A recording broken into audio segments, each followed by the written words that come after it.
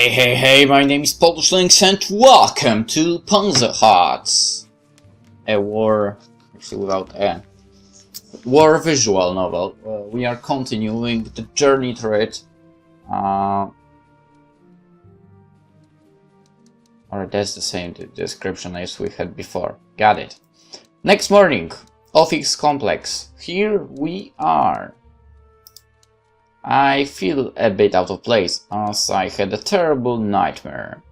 I've had those ever since I came from the front. The dream is always the same. I'm on the battle and soldiers around me are dying. I'm unable to move and help them. Oh, that sucks. All I can do is watch them die. It's horrible. Yeah, I bet it is.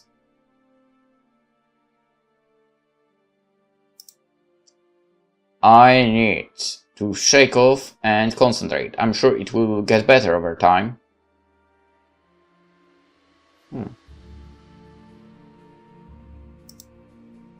Frau Bella, Contar secretary, taps away at her typewriter. Speaking of typewriters, I found mine recently, while I was digging through stuff in the wardrobes and so on. And surprisingly, after so many years of not being used, 10 at least, it still works. It had a little stutter in the very beginning, obviously, when I tried to reuse it, because the ink was a bit dry, but it got into the nice form again, and it works perfectly fine, which is amazing. Anyway, the rhythmic clacking suits me. Mom, General Laborer Bastian reporting to Colonel Ackerman. Yeah, the colonel's ready to see you. Bastian, come in. Contar paces restlessly around the room. When I greet him with the customary bow, he stops and smiles at me. It is, Bastian, it is.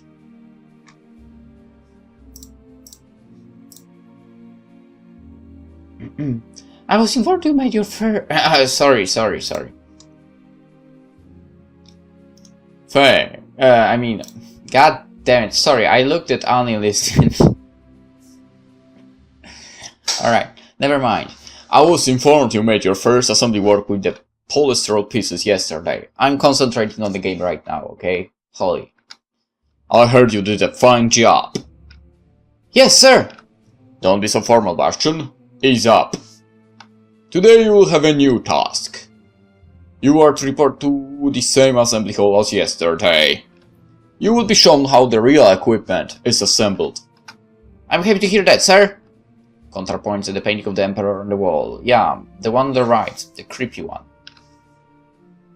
Exactly that one. Bastian, what do you think of our leader, the Emperor? Oh, you don't want to know. Supreme Commander of... stood one day of the Great Anubis. I mean...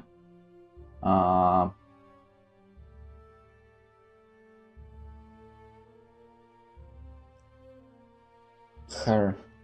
I don't know if actually being a heir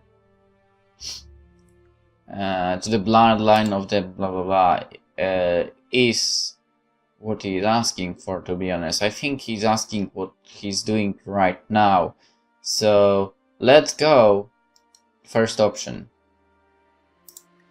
Yes, that is who he is, but how do you feel about him? Okay, the portrait looks super creepy. Colonel, I understand the question. Of course I love him. But I already told you not to be so formal. I want to hear real answers from you. Contar turns from me, shaking his head. I'll send for you later. Dismissed. Yes, sir. As I leave Contar's office, I feel empty. And deeply uneasy. Why did he ask me something like that? I've never been so directly questioned about my loyalty. Is he doubting me? Have I done something to upset him? I only started here yesterday. Maybe that's it. I'm new, and he wants to see if I'm up to the task. That makes sense, as the mission here is extremely important. But I still don't understand why he came to the hospital and chose me. Well, I do have the best references. I was in the YAO program, I got the best grades, I volunteered for battle. I've done everything right, probably. Not to mention my father is a hero of the Grand War and martyr for the Empire. That could well explain it. I better just focus on the work. I'll prove to Kontar I'm worthy of his trust. And Hans is waiting for me in the assembly hall. What took you so long? I've been here since Colonel Ackerman called me. Slow on your feet, are you? I had to go to the bathroom on the way here, but I'm ready to serve now. Relax, I'm just teasing. Follow me. I follow Hans to the hall, passing all kinds of factory machinery. As you can see, we have progressed quite a lot since yesterday. That's because the factory runs around the clock, with multiple shifts. Now that's efficiency fit for the Empire. Even though we have to maintain the machinery, it doesn't stop other parts of the complex from functioning. I wouldn't like that, to be honest. Like, you do something, and then, let's say your shift ends, and someone else continues. I freaking would... Yeah, I wouldn't like that. I mean... But technically I'm just the person that, like, doesn't like to have something you've started continued by someone else, or continuing something that someone else started by yourself. Because in most times, if you continue someone's work, you don't know where actually that person finished. And the same is the other way around. It's really a pain. Eventually we arrive in a massive, much more extensive assembly hall. In the center stands a red wooden house. We stop in front of it. This is the operations center of the facility. Let me show you. Hans leads me into the building. It's one small room, and instead of the paintings that seem to be the facility style, the walls are covered with maps. And of course there's that creepy emperor. What is this device? It has a keyboard with a set of strange rotating discs. Right, so basically in this game you have to actually wander around to get something like that, alright? And a map of the Empire surrounded by its enemies. It is covered with pins. Alright, next. And there is of course a frame with the Emperor's photo. A dozen or so typewriters lay on the table, with one in particular set apart from the rest. Hans looks at the huge map covering almost the whole wall. It shows our empire surrounded by the other countries. The huge country to the east is Koldov. The country on the west is Frunze, and the island separated from the mainland is Brestia.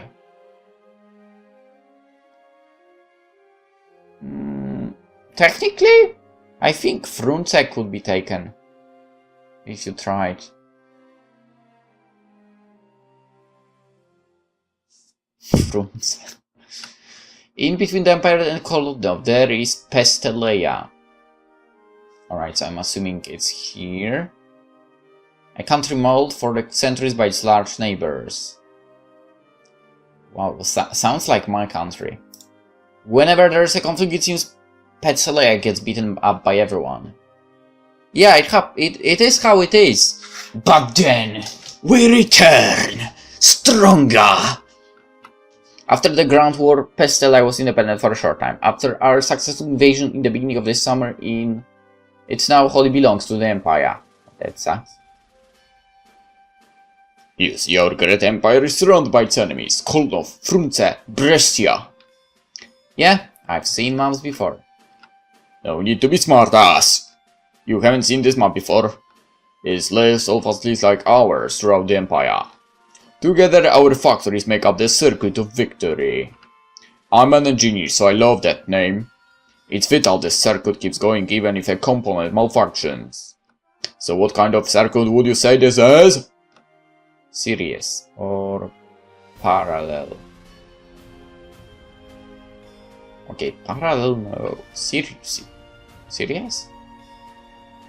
Can a circuit be parallel, by the way?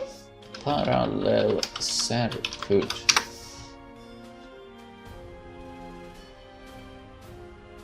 Oh, okay. Now that I think about it,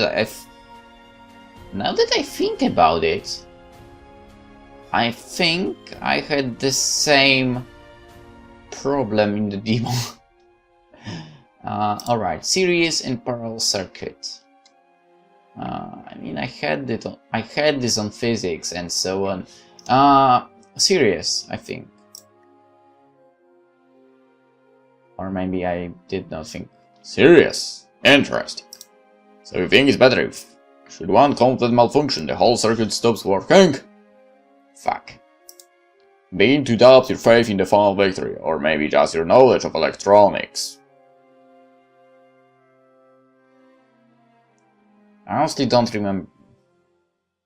Can we go back? Okay. Oh, okay. You're referring to this. So yeah, I mean, yeah, it's like one lap. It can be like that. Parallel would make sense because one malfunctions and okay, but alright, I made the wrong choice already. Let's continue with that wrong choice. We'll see where this is going. What is okay? Interesting. So you think it's better, alright? I'm beginning to doubt your faith. Okay. So, parallel it is. What fascinates me is that the analogy goes deeper. In a series connection, all components have the same current. This would mean in our analogy that all the facilities would need to operate at the same level of energy consumption. This would make no sense, as the facilities have different purposes. I don't know, for some reason I was thinking that by circuit, for some reason he meant the way those facilities are located, right? And if you go around, it is a circuit as in a lap in the race, something like that.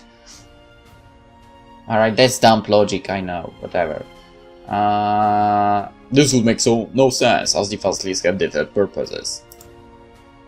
In a parallel circuit, the voltage for all the components is the same, but the current for each of them can differ. Now, on the other hand, if you think about it, I guess Hans wouldn't have the knowledge of the electronics. Technically, I should have it, I mean, from physics in high school, but it was a long time ago. Okay, in a parallel circuit, the voltage for all components is the same, but the current for each of them can differ. Isn't that amazing? Sure. You're saying that if one of the factories was blown, the other factories could keep running. Hans' face goes cold before I even finish my sentence. I've said something wrong. What are you talking about? Our factories are not going to get bombed! We have the best air force in the world, and the commander-in-chief was personally promised to keep our skies clear. I was just speaking hypothetically. I didn't mean that it's going to happen. Okay, it's fine. You're young, and young people are foolish. In principle, I think you got the idea. Hans points at one of the dots on the map face firm. This is our factory. As you can see, there's a heavy concentration of factories and other production facilities in this area. I have no freaking idea which one you pointed at. We are the heart of the Empire, Bastian. Okay, so we're literally over here. I think. We have a great duty to fulfill. Yeah, and we'll do it with great enthusiasm. It's more like it. Now let's get to work. We leave the operations center and head back to the main area, the place we were the day before. However, it's changed. Equipment to move the assembly pieces lines the area. Bits of machinery lay across the ground. What seems to be a piece of clothing is picking up from among the pieces. Hans kicks it to the corner. It seems the night shift has done a no-food job yet again. See, I told you! I told you! Doing work like that is freaking terrible. The pieces are all over the place. No wonder, they're much lower class citizens than we are. Okay, that probably has no actual impact on how they are working. We'll have to clean up after their mess. Don't worry, I'll take care of it in no time. I ran to one of the pieces and take hold of it. I tried to lift it, but quick guys, I can't. It's way too heavy. You crack me up, kid. Those aren't the polystyrol pieces from yesterday. They're the real deal. Not even Hansubi's 1000 can move these pieces now. You'll have to use the crane. You know how to use one, don't you?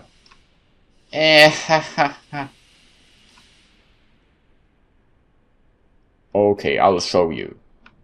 We climb to the crane operator's cabin and Hans shows me the different levers of the machine. All the movements of the crane are controlled with 4 levers. The first moves the crane left and right. The second moves the boom up and down. Third lever extends boom and fourth controls the hoist.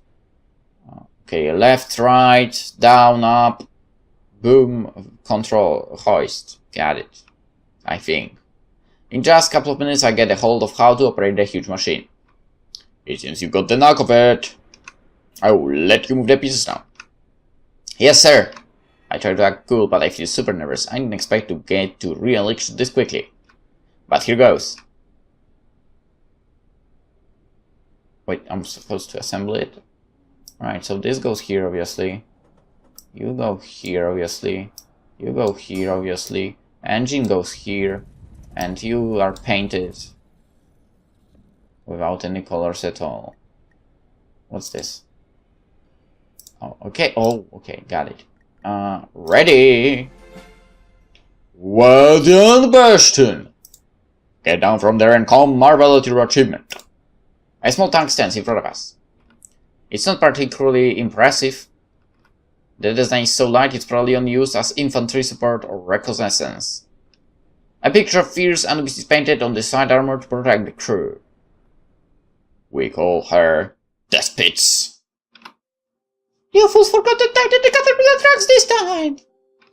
How do you plan to drive that thing out of here? The fool here is you. Shouldn't you be actually doing something instead of barging in here all the time? Whatever! I knew talking with you would provide no real intelligence. Anyway, congrats on the assembly, Bastian. At least someone here knows what he's doing. Oh, thank you. Thank you. But I have to say, Hans really showed me how to do it. We don't have time for this nonsense. Us three get to work. Bastian, report to Colonel Ackman. Enter Contra's office, excited to hear what he has to say. General Labor Bastian reporting, Colonel Ackman. It is, Bastian. I reassembled your first tank today. It's quite impressive. None of our general laborers have assembled tank before. You see, this was actually a test. I want to see how well you perform with a limited amount of ammunition. Thank you, Colonel. You are welcome. You are now promoted to assembler. Congratulations, son. Dismissed. Thank you, sir. If only life worked like that.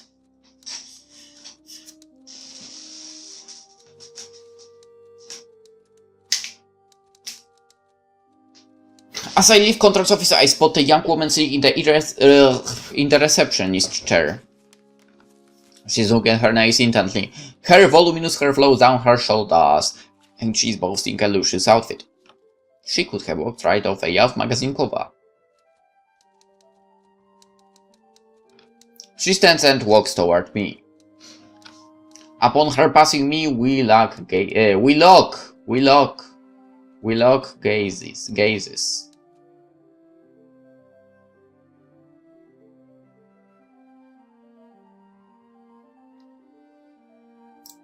A delicious, sultry perfume stings me like a royal cobra, penetrating my skin with ease. I stand dumbfounded for a few seconds as if I had just been shot again. I tried to resist, but eventually I stopped and glanced back at her. Daddy, why did you keep me waiting? You know I don't like waiting. She burst right past me and into Contra's office. I can't believe Contra has a daughter like her. And that perfume. The ringing of the factory bell signs that work for my shift is done for today. I join the float of other workers heading out of the factory. As I get to the gate, fetch my bag, Astrid suddenly appears next to me. Bastian, wait! Let's go swimming now! I would be stupid not to go with her. She annoys me too much. I just want to go home quickly. What are you talking about? You would be stupid to not accept that. Yeah, let's go. You don't have to go see your mom. Well, to be honest, I felt really stupid for not going yesterday. You said you know an amazing place? I do. I'm ready if you are. Let's do it then. Astrid jumps on her bike and speeds out of the factory premises. I grab my bike and follow her. I have trouble keeping up with her as she speeds toward the river. Astrid weaves through the traffic faster than the cars do. She turns the corner ahead of me. By the time I turn, I've lost her. Instead, there's a glimmer of the river. I back toward it and stop at the riverfront. The river is surrounded by a large mound-like structure made of rock, possibly meant to stop children from falling into it. The water shimmers from the warm rays of summer sun. I look around but can't see where it would be possible to swim.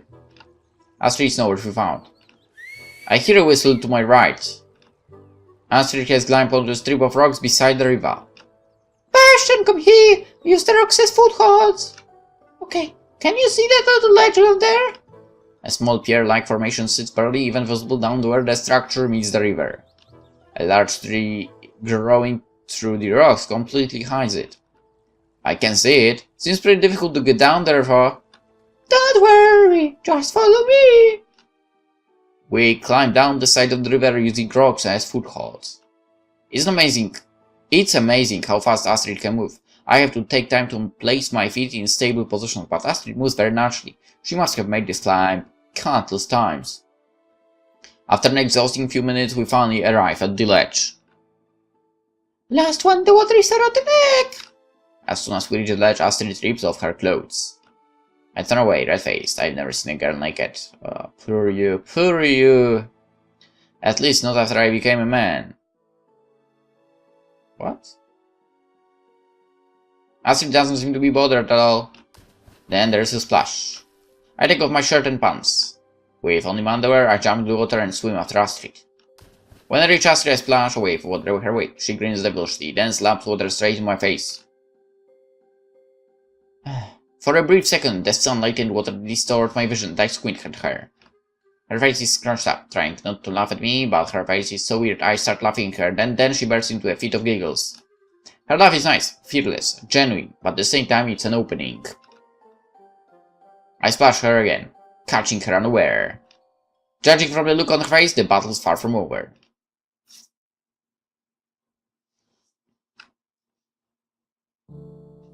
I wake up in my bed. Episodes from yesterday flash through my consciousness, along with the tongue with Hans, Contra getting my promotion, the swing trip with Astrid. The best thing is, I don't think I had any nightmares last night. I slept soundly, thinking how much fun I had with Astrid. And then out of nowhere, Contra's daughter pops into my mind for no apparent reason. She walks past me, and once again her hand wafts over me. I turn to look at her. To my surprise, she's smiling at me. I shake my head. Did that really happen, or am I just dreaming? Yes, you are dreaming!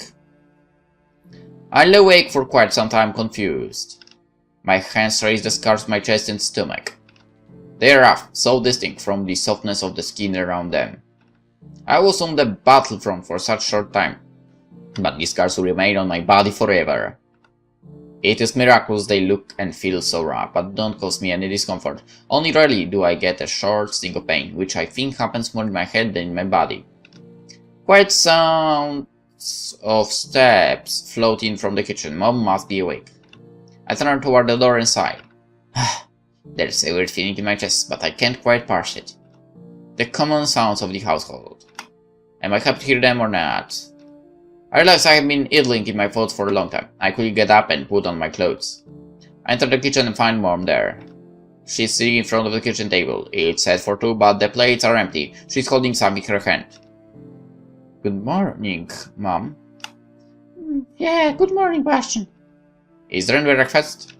Yeah, I'll prepare some in a moment. Whatever it is, she's caressing it like a baby. It bothers me, but I'm hungry and annoyed by the way she's acting, and already in a hurry to get to the factory. I have to go to the store first. Get some pretzels in a moment.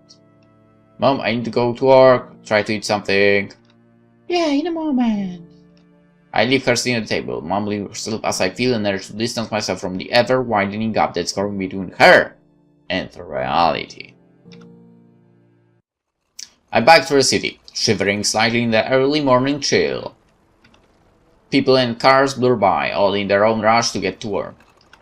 Slowly my mind drifts away. Again I see Kontar's daughter. Her image follows me throughout the city, but what I notice most is the scent of her perfume trailing me as I travel. I stop my bike. Let's face it, as I said in the demo.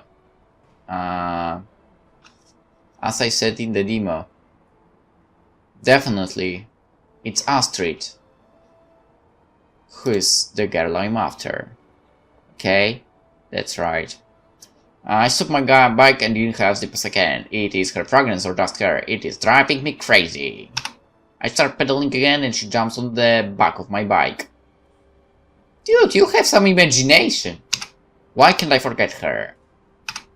No one knows. She sits behind me on my bike all the way to the factory. As I near the bike racks, her image abruptly jumps in front of me. She smiles again, and then something happens. She shimmers and blurs. And suddenly she's Astrid, walking toward me, a queer coat to her lips. Good morning, Astrid. Yesterday was so much fun. Morning! Yeah, it was. Wink, wink. How did it go with your mom? Well, she hadn't had a good day since my dad died. I guess it makes sense. She doesn't have any friends, and she's alone all the time. Understand. Oh, I know! What do you say we arrange something fun for your mom? For my mom? I know. What would it be? What does she like? We could cook dinner, invite people over, make a fun evening, or take her out on a walk, or pay her a puppy. Puppy's a bad idea. I doubt she'd take care of it. And the idea of inviting people over scares me too. The place is total mess. She never even leaves the house. That's sad to hear. It must be tough for you to see her like that. It is. It is hard. You know, I'm already late. We gotta get to work. Oh, you're right. Bye for now, Bastian. I enter the tank assembly area to find Hans there waiting for me. The floor is covered with pieces of machinery, torn pieces of clothing, and dirt. It's a total mess. Morning, Bastian. Congratulations on the promotion. But that's enough for greetings. As you can see, the place is a mess. The night shift has again left us with cleaning duty. But cleaning is not our job, once or twice, maybe, but this becoming a custom? Maybe just a mistake, but this cannot be tolerated. Alright, I will speak to the person responsible. For the time being, your job is to clean up. Get rid of this awful mess. Yes, sir! I start picking up the trash and throw it into a bucket. Boop.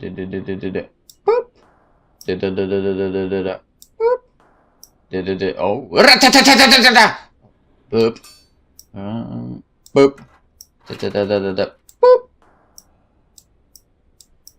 I can't pick it up. Why can't I pick it up? It bothers me, okay? I need to pick this up! Why can't I do this? Okay, whatever. Then a dirty piece of clothing catches my eye. It caught my eye already, okay? Investigate the clothing or leave the clothing alone. You know what? We will investigate. It looks just like you and Hans kicked away yesterday, only this time it has a curious red stain. It reminds me of the short experience I had as a soldier. It looks like blood. Why would the night shift leave a bloody piece of clothing here? I need to ask Hans why the night shift is so dirty. Did they have an accident? They put you on a cleaning duty? Oh, hi Astrid, again. Yeah, I guess the stupid night shift doesn't clean up after their own mess. Do you know who works for the night shift? Hans said they're low-class workers, so it makes sense they don't do any good job. If I started as general laborer, these guys must be like general non-laborers. I thought I struck a great job, but it doesn't seem to agree. Because what you said is stupid. Something like that, I guess. What are you bobbing about? Bastian, get the place clean. And you, Astrid, how do you always find time to come and bother us? I should talk to your supervisor. Sir, I was talking to my boss at the other end of the hall. I was barely changing a few words with a fellow worker, sir. Get going, I'll be watching you. We need to get on with work. Yes, sir. Astrid runs off, and I redouble my efforts to clean the place. Hans doesn't seem to be in a good mood. I point at the dirty piece of clothing lying on the floor. Hans, what is this? Is that blood? Stop asking painless questions. Just concentrate getting the place clean. That is an order. Yes, sir. Or something like that. Alright, we will have a break. I need to go to the cafeteria as well. But the break will take a day, obviously, and we'll continue this tomorrow. For now, hope you enjoyed, and see you in the next one, hopefully. Bye-bye.